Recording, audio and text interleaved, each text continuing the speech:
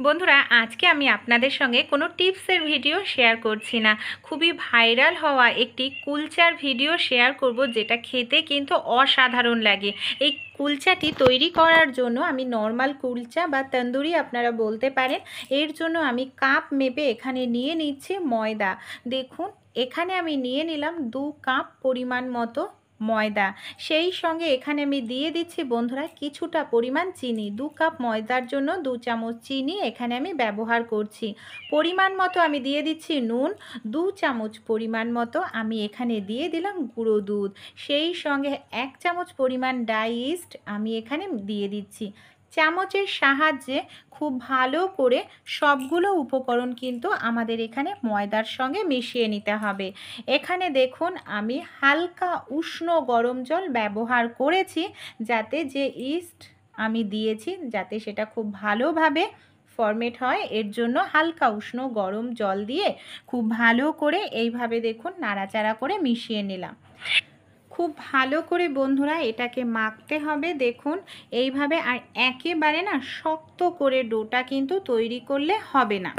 আমাদের এরকম একটু নরম করেই কিন্তু ডোটা তৈরি করতে হবে। দেখুন এখানে সামান্য পরিমাণে আমি তেল দিয়ে নিলাম, কারণ হাতে খুব ভালোভাবে লেগে যাচ্ছে, মাখতে অসুবিধা হচ্ছে।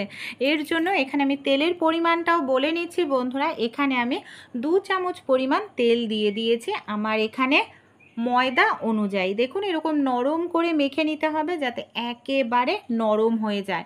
আর মাখার পর আপনারা কি করবেন, এইভাবে না একটু উঁচু থেকে এইভাবে একটু বাড়ি দিতে থাকবেন, তাহলে যে আমরা ডাই ইস্টটা দিয়েছি সেটা কিন্তু খুব ভালোভাবে সেটা ময়দার সঙ্গে হবে। ওপরে আমি সামান্য পরিমাণ একটু তেল লাগিয়ে নিচ্ছি, যাতে ওপরটা শুকনো না হয়ে যায়। এবার এটাকে কি করব, আমি ঢাকনা দিয়ে ঢেকে এটাকে 15 মিনিটের জন্য রেস্টে রেখে দেব। 15 মিনিট বন্ধুরা আমি এটাকে রেস্টে রেখে দিয়েছিলাম। দেখতে পাচ্ছেন তেলটা লাগানোর কারণে কিন্তু ওপরটা শুকনো হয়নি বন্ধুরা। এবার আবার আমাদের কিছু সময় মেখে নিতে হবে। এটা যত আপনারা ভালো করে মাখবেন, কুলচা বা তন্দুরি রুটি বলুন, ততটাই কিন্তু খেতে ভালো হবে। এমনকি বড় বড় রেস্টুরেন্টের মতো আপনারা বাড়িতেই তৈরি করে নিতে পারবেন। আবারও আমি খুব ভালো করে হাতের সাহায্যে এটাকে মেখে নিচ্ছি। আর ডোটা আপনারা দেখেই বুঝতে পারছেন, ডোটা কিন্তু একেবারে শক্ত হয়নি, আবার একেবারে নরমও নয়। এরকমভাবেই তৈরি করতে হবে। এবার আমরা কি করব বন্ধুরা, দেখুন আমি এখানে কিচেন স্ল্যাপের ওপর খুব ভালো করে পরিষ্কার করে নিয়ে এটাকে এইভাবে লম্বা করে নিচ্ছি। দেখুন এভাবে লম্বা করে এবার একটু এইভাবে, যেরকম রুটির জন্য আমরা লেচি তৈরি করি সেরকমভাবে কেটে নিচ্ছে। আর একটু বড় বড়ই কিন্তু সাইজটা করছি। দেখুন এরকম ঠিক সাইজটা আমাদের তৈরি করতে হবে। তাহলে চলুন সবগুলোকেই আমরা এইভাবে লেচিগুলোকে কেটে নিই ময়দার। আর আপনাদের যদি একটু বেশি অসুবিধা হয়, বেশি লেগে যায়, সামান্য পরিমাণ আপনারা কিচেন স্ল্যাপে এইভাবে একটু আটা ছড়িয়ে নেবেন। আটা ছড়িয়ে নিলে তাহলে লেগে যাবে না। দেখুন আমার একটু লেগে যাচ্ছিল বলে আমি এইভাবে একটু আটা ছড়িয়ে নিলাম। আটা কিংবা ময়দা, কারণ এই ডোটা অনেকটাই নরম হয়, তাই এইভাবে একটু ময়দা বা আটা ছড়িয়ে নিলে আপনাদের হাতেও লাগবে না কিংবা কিচেন স্ল্যাপেও লাগবে না। আর একেবারে এরকম গোল করে নিতে হবে। সবগুলোকেই কিন্তু আমি এইভাবে রেডি করে নিলাম। এবার আমি কিচেন স্ল্যাপে সামান্য পরিমাণ একটু ময়দা ছড়িয়ে দিয়েছি। একটি আমি নিয়ে নেব কুলচা তৈরি করার জন্য। এখানে কুলচাটা তৈরি হবে একেবারে সাধারণ ঘরোয়াভাবেই তৈরি করে নিতে পারবেন। দেখুন আমি সামান্য ময়দা নিয়ে এইভাবে এটাকে বেলে নিচ্ছি। অবশ্যই আপনারা এইভাবে লম্বা করেই কিন্তু কুলচাটাকে বেলে নেবেন। খুব একটা কিন্তু পাতলা করবেন না, একটু মোটাই হবে কুলচাটা। এবার আমি ওপর দিয়ে একটু ধনে পাতা এইভাবে দেখুন ছড়িয়ে দিলাম। ধনে পাতাটা দিলে দেখতে ভালো লাগবে। সামান্য পরিমাণ এখানে আমি দিয়ে দিচ্ছি কালো তিল। কালো তিল আর ধনেপাতাটা দিয়ে আবার আমি এইভাবে একটু বেলে নিচ্ছি। এইভাবে একটু বেলে নিলে তাহলে ধনেপাতা আর যে কালো তিলটা দিয়েছি সেটা কিন্তু কুলচার গায়ে খুব ভালোভাবে লেগে যাবে।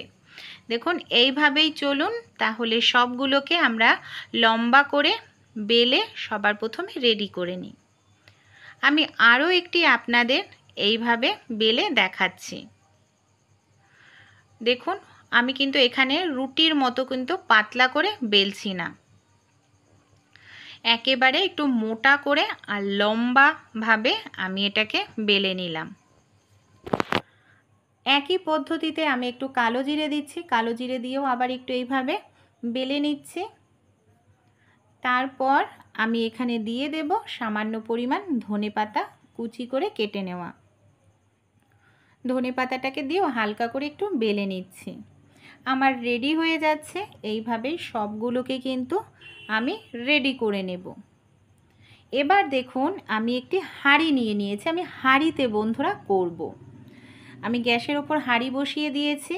কি করছি দেখুন, হাঁড়িটা একটু ভেজা কাপড় দিয়ে আমি এইভাবে মুছে নিচ্ছি।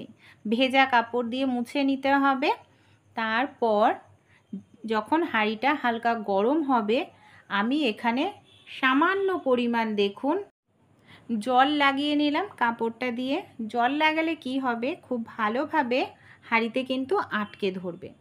এইভাবে আমি হাঁড়ির গায়ের দিকটায় এটাকে কুলচাটাকে রেখে এইভাবে একটু চেপে দেব, যাতে হাঁড়ির গায়ে একেবারে আটকে ধরে।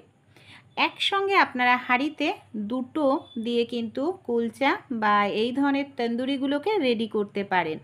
আর এত সহজেই বাড়িতেই তৈরি করা হয়ে যাবে, অসাধারণ লাগবে। বেশি সময় লাগবে না কিন্তু বন্ধুরা। দেখুন আমি এটাকে 2 মিনিট মতো গ্যাসের ফ্লেমটাকে একেবারে লোতে দিয়ে দেবেন। 2 মিনিটেই দেখুন ওপর থেকে ফুলতে শুরু করেছে, দেখতে পাচ্ছেন। এবার যখন ফুলতে শুরু করবে দেখুন, তখন গ্যাসের ফ্লেমটাকে মিডিয়ামে দিয়ে দেবেন। কারণ 2 মিনিট গ্যাসের ফ্লেমটাকে লো করে রাখলে যে কুলচাটা ভেতরটা খুব ভালোভাবে ভাজা হবে। যখন এরকম ফুলতে শুরু করবে তখন গ্যাসের ফ্লেমটাকে আপনারা কিন্তু মিডিয়াম বা হাইতে করে দেবেন। দেখুন এবার আমি খুলে নিচ্ছি, দেখতে পাচ্ছেন কতটা সুন্দরভাবে। আর এটা কিন্তু দু সাইডই খুব সুন্দরভাবে বন্ধুরা হয়ে যায়। দেখুন আমি এইভাবেই সবগুলোকে রেডি করে নিয়েছি। আর ওপর দিয়ে একটুখানি মানে বাটার ব্রাশ করে দিয়েছি। দেখুন পেছন দিকটাও কত সুন্দর হয়েছে। আর একেবারে নরম, পারফেক্ট রেস্টুরেন্টের মতোই কিন্তু তৈরি হয়ে যায়, খেতেও কিন্তু ভালো লাগে। তাই আপনারাও এইভাবে একদিন বাড়িতে ট্রাই করে দেখতে পারেন। আশা করছি রেসিপিটি আপনাদেরও কিন্তু দারুণ লাগবে। আপনারা যদি চান বাটার নাও দিতে পারেন, এটা বাটার যদি নাও দেওয়া যায় তাও কিন্তু বন্ধুরা খেতে ভালো লাগে। রেসিপিটি আপনাদের কীরকম লাগলো অবশ্যই কমেন্ট করে জানাতে ভুলবেন না। ভালো লেগে থাকলে আপনাদের বন্ধুবান্ধবদের সঙ্গেও বন্ধুরা রেসিপিটি অবশ্যই শেয়ার করে কিন্তু দেখবেন।